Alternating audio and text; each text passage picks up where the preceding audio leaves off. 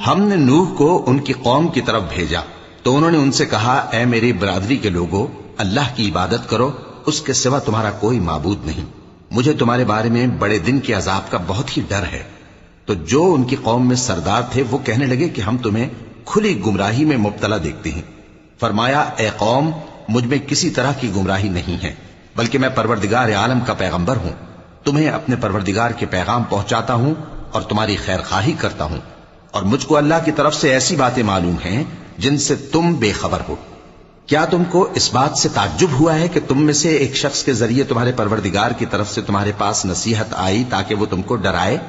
اور تاکہ تم پرہیزگار بنو اور تاکہ تم پر رحم کیا جائے؟